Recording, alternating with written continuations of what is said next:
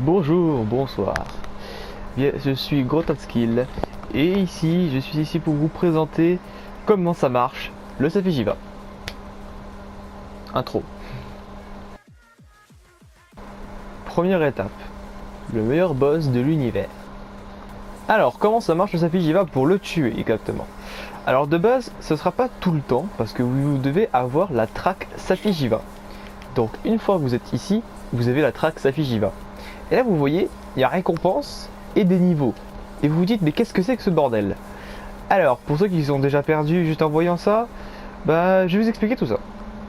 Pour commencer, pour ce qui est des récompenses, quand vous commencerez à le faire,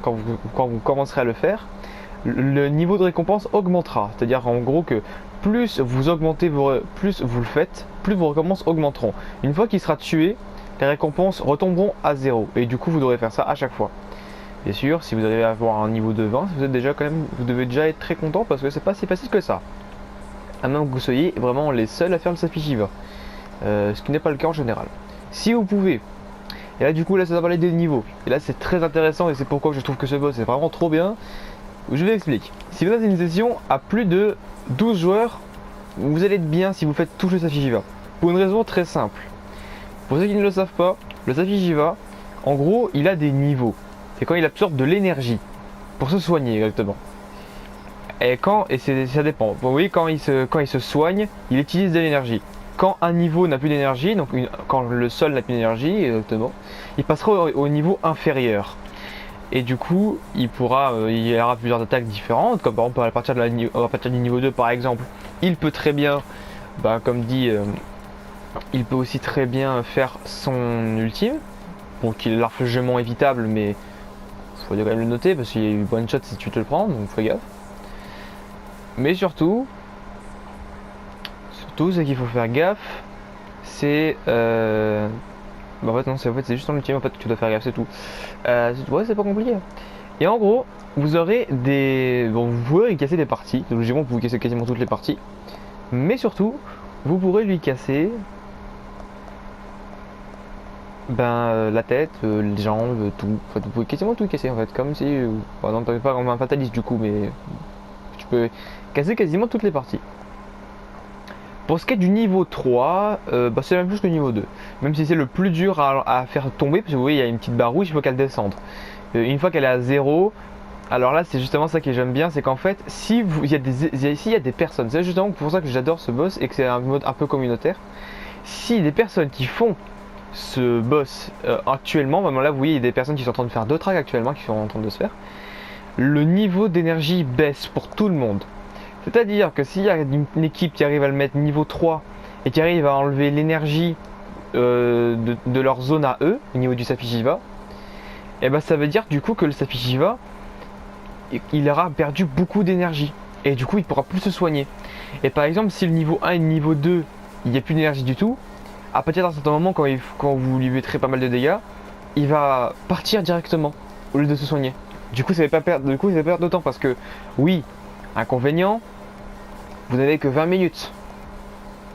Donc faut faire gaffe. Mais bon, vous n'êtes pas obligé de le tuer en 20 minutes. Si vous le tuez pas, soit il s'enfuit, soit vous êtes en temps en partie écoulé, là vous l'avez un peu dans le cul. Mais bon, techniquement vous gagnez comme des trucs, donc bon, techniquement, voilà. C'est juste le truc, s'il faut le tuer quoi. Et après, là aussi, il y a des personnes qui vont peut-être aimer les armes. Alors là, ça va être un peu plus compliqué, mais ça va être très intéressant. Alors je vous explique. Là déjà pour si vous me demandez, l'arme que j'ai là, c'est la Volto H du Safijiva. Hein.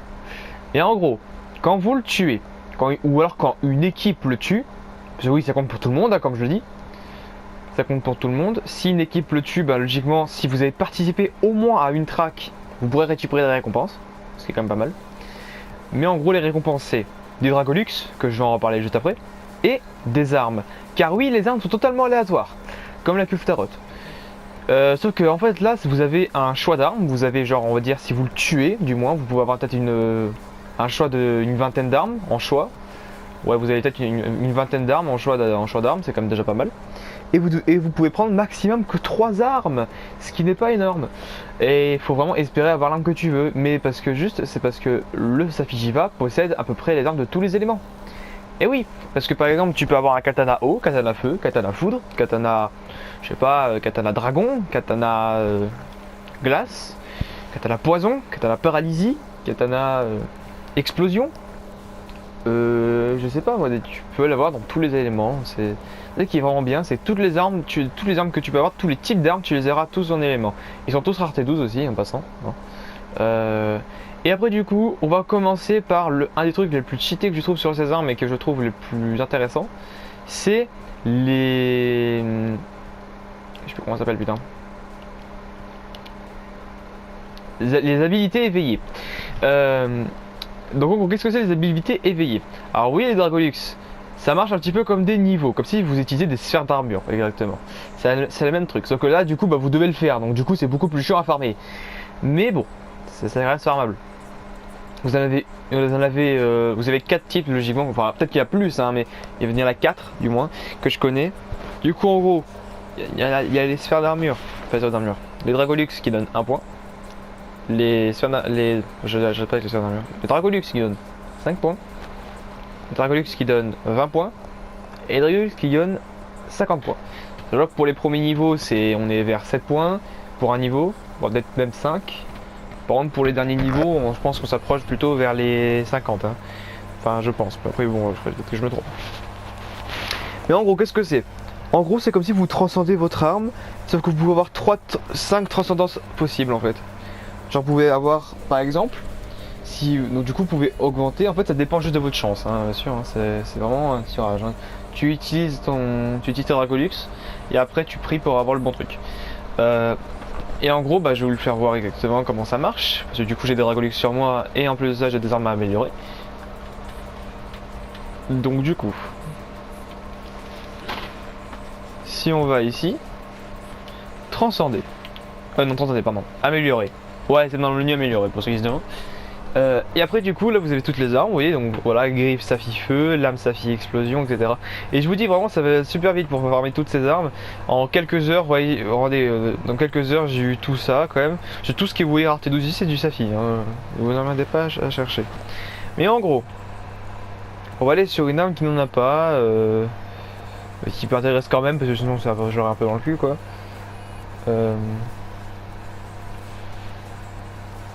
Vas-y, on va prendre le écraseur Safi glace, je pense. Ouais, on va prendre le écraseur Safi glace. Alors là, du coup, c'est un marteau. Alors là, du coup, il faut 8 points pour passer de niveau. Alors, on va utiliser des points. Vous voyez, ça marche comme ça, c'est Dragolux, éclat Dragolux, Grand Dragolux et Dragolux solide. Les Dragolux solides, c'est les plus rares et vous l'avez uniquement quand vous le tuez. Si vous ne le tuez pas, vous n'en aurez pas. Par contre, c'est vrai que si par exemple vous rejoignez une track et que tout le monde a déjà fait le plus gros du travail, c'est-à-dire baisser les niveaux, parce que c'est vraiment très emmerdant et très chiant surtout. Parce qu'il faut faire vraiment masse dégâts, ça joue vraiment aux dégâts, donc vraiment si vous faut vraiment jouer masse dégâts. Et ben en fait du coup vous vous retrouverez en fait si vous le tuez en fait, même si vous avez pas fait, même si vous pas baissé les niveaux, vous gagnerez quand même beaucoup de trucs. C'est ça qui est intéressant. Mais bref. Du coup vous montez de niveau, pareil il y a assez, j'améliore. Et vous voyez je peux choisir une habilité.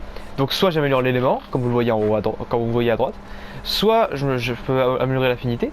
Bon c'est très peu mais c'est déjà ça parce que là c'est affinité 1 et l'élément 1 donc c'est pas ouf. Soit je peux prendre esprit Nagakuga par exemple, avec samouraï franc-tireur. Ou un truc similaire. Regardez vite fait c'est quoi d'ailleurs en plus.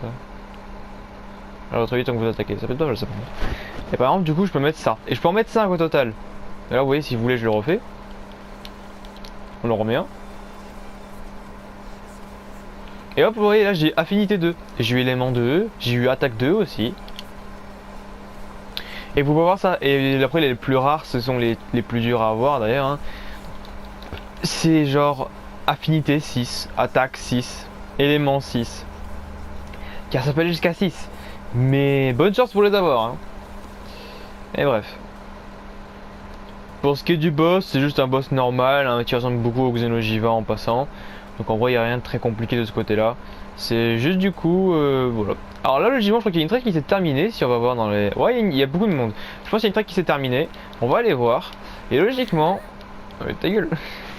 Et logiquement, ça n'a pas baissé. En fait, je crois qu'ils n'ont pas encore fini. Je vais aller voir. Alors, il y en a là, il y a 13 minutes et là, il n'y a rien du tout. Donc, je pense que eux, ils ont fini par contre. Donc là je pense qu'on va avoir le résultat dans pas longtemps. Ouais, je pense qu'ils sont dans le chargement ou un truc comme ça. Ou alors c'est juste un mec qui a dû lancer au pif et il y a eu un bug d'affichage ou un truc comme ça. J'en sais absolument rien. Mais logiquement, on va voir, logiquement il devrait y avoir du monde qui devrait arriver. Je pense qu'ils doivent être en chargement. Et on verra du coup le résultat une fois qu'ils seront de retour. Mais en gros, les niveaux vont baisser. Et donc du coup, si vous faites un boss qui n'a plus aucun niveau, donc si tous les niveaux de tous les boss, de tous les niveaux de tous les boss, ça n'a rien à voir. Ça veut rien dire ce que je viens de dire. Si vous avez baissé le niveau des 3 zones, vous pourrez donc faire le Safijiva, sauf qu'il se soignera pas. Du coup, ce sera le moment unique où vous pourrez le tuer. Une fois qu'il est tué, par une autre équipe ou par vous, vous pourrez récupérer des récompenses, c'est-à-dire des Dragolux pour améliorer votre arme, et aussi une arme aléatoire. Enfin, logiquement, si vous le tuez pas, vous pouvez en prendre 2 avec un choix de 10. Si vous le tuez, vous avez quelques choix en plus. Vous avez quelques choix en plus et vous pouvez en prendre 3. Donc du coup, je vous conseille de le tuer. Mais bon, pas si simple que ça. Bien sûr, si vous voyez que... Et d'ailleurs aussi, vous voyez l'avancée d'une équipe en temps réel. C'est-à-dire qu'en fait, de temps en temps, vous aurez des petits messages dans le chat, genre, en fait, qui justement vous fera voir en fait pour dire patte arrière droite brisée par une équipe. Alors, est-ce qu'ils sont revenus? Ils sont revenus. Allez, voilà pour voir le résultat. Du coup, vous voyez, les niveaux ont baissé. Les niveaux 1 et le niveau 2 ont pas mal laissé. C'est juste le niveau 3 qui a pas pris grand chose. Et pour raison, c'est le plus dur. Parce que justement, en général, t'as pas beaucoup de temps. Et surtout le temps en fait qui dérange. Alors en réalité, s'il a pas lancé une track, je pense du coup que je vous conseille vraiment de le farmer. Ces armes sont plutôt intéressantes. Et en plus de ça, ben franchement, son armure, déjà aussi, son armure, on va aller la voir juste après. Mais son armure est vraiment pas ouf. Hein. Elle est bien si vous savez maîtriser, mais si vous savez pas maîtriser, elle est pas ouf. Vous allez comprendre juste après. Alors du coup, non, ça c'est une nouvelle quête, merde. Du coup, ouais, sur la track Safijiva, lancer une track. Le dragon rouge. Ah oui, d'ailleurs, chose qui se demande, c'est le Xenojiva en plus fort. Hein. C'est tout. Et bon. Et vous pouvez le faire à partir du RF24. Alors, donc après avoir fait le Chara Ishvalda. Et donc du coup avoir fini l'histoire. Mais donc ici du coup on va aller juste là. Là on est sur du forger amélioré. Et là du coup si on va sur forger armure, et ben vous regardez il y a la Safijiva. Mais en gros le truc c'est qu'en fait si vous avez 3 pièces d'armure, vous voyez ça augmente les dégâts élémentaires, ça augmente les afflictions, ça augmente l'affinité, mais quand vous attaquez, vous perdez de la vie. Et par contre, si vous finissez un enchaînement, donc par exemple, vous faites soit un enchaînement de R2 si vous êtes avec katana, soit un enchaînement de plus si vous êtes avec. Bon, si vous finissez un enchaînement, grosso modo, quoi. Et ben en fait, vous allez vous retrouver avec. En fait, vous allez perdre de la vie à chaque coup, mais ça fait pas mal de vie. Mais par contre, vous allez vous soigner automatiquement. C'est ça que je trouve pas mal. Après. Aussi, il y a un petit dernier truc qui après je pense que là du coup on pourra se laisser ici. C'est l'alchimiste. Alors là du coup je peux pas le vous montrer du coup parce qu'elle est dehors et que là je suis en mission. Mais en gros vous pourrez faire soit les alchimie du sommeil, soit alchimie de l'éveil. Qu'est-ce que c'est? Alchimie du sommeil ou alors bah, bon, je sais plus c'est quoi les noms, ça peut être l'inverse hein, mais bon voilà je me souviens plus des noms. En gros alchimie du sommeil, ça, en gros, vous allez prendre une arme, imaginons que vous allez récupérer des armes qui vous intéressent pas. Et vous voulez, bon, je sais pas, il vous manque des Dragolux. Et ben en gros, ce que vous faites, c'est que vous allez prendre vos armes qui vous servent à rien. Vous les regardez bien que vous ne vous trompez pas, hein, bien sûr. Parce que les armes se retournent toutes. Hein, si vous jouez Volto, vous aurez plein de Volto, donc bon, faites gaffe à vous. Mais en gros, une fois que vous allez là-bas, vous pourrez prendre une arme pour gagner un Dragolux. Alors un Dragolux, je sais pas lequel, je crois que c'est un Dragolux solide ou un Dragolux qui donne 20 points, mais c'est toujours ça de prix pour des armes franchement qui vous intéressent pas. Sinon si vous pouvez pas faire ça, vous pouvez tout simplement, même si vous voulez vous en débarrasser, vous pouvez les revendre, ça coûte, une arme coûte 10 000 zéniths, donc bon, si vous voulez faire un peu de thune. Et après pour finir, vous avez l'alchimie de l'éveil, et ça c'est le truc que je trouve le plus cheaté et le plus intéressant. En gros, si vous voyez, genre le Safijiva, il vous faut par exemple pour l'armure, il vous faut des cornes, des ailes, etc. Et ben là en fait, si genre son armure vous intéresse pas ou que vous l'avez déjà, vous pourrez en fait tout simplement utiliser ces objets, donc comme les ailes, les griffes, absolument tout ce qui vient de lui, à part les Dragolux et les armes, bien sûr. Et en gros, vous pourrez tout simplement aller à l'alchimiste. Il faut faire 100 points. Et quand vous faites 100 points, vous craftez une arme aléatoire, bien entendu. Donc en gros, si vous avez plein d'ailes et tout, parce que les ailes, je crois que c'est le truc qui donne le plus, à part la gemme, je pense. Et ben en fait, vous allez avoir plein d'armes, parce que du coup, en fait, si vous faites 300 points au total, donc si vous avez pas mal de trucs, quoi, en conséquent, si vous faites 300 points, vous avez 3 armes gratuites. Bon, ça coûte 500 points de recherche, et voilà, et c'est aléatoire. Mais franchement, ça en vaut totalement le coup, ça évite de le faire. Ça évite de le refaire, du moins. De toute façon, vous pouvez avoir que 3 armes maximum. Juste la seule différence, c'est que tout à l'heure, quand tu le tues, t'as le choix. Là, c'est des armes aléatoires, c'est la seule différence. Donc bon. Mais bref. Du coup, voilà. Je vous ai un peu expliqué le principal du Safi'jiiva. Pour ce qui est de la technique pour le tuer, ben, si vous faites bien le Xeno'jiiva, voilà. Parce que vraiment, il a pas de grand chose de différent du Xeno'jiiva, hein, vraiment. C'est quasiment le même. Donc en vrai, voilà, c'est tout ce que j'ai à dire. Il a juste quelques attaques différents et voilà quoi, basta. Donc voilà, donc du coup, bah, je pense qu'on s'arrêtera ici pour cette explication de Safi'jiiva. Et oui, du coup,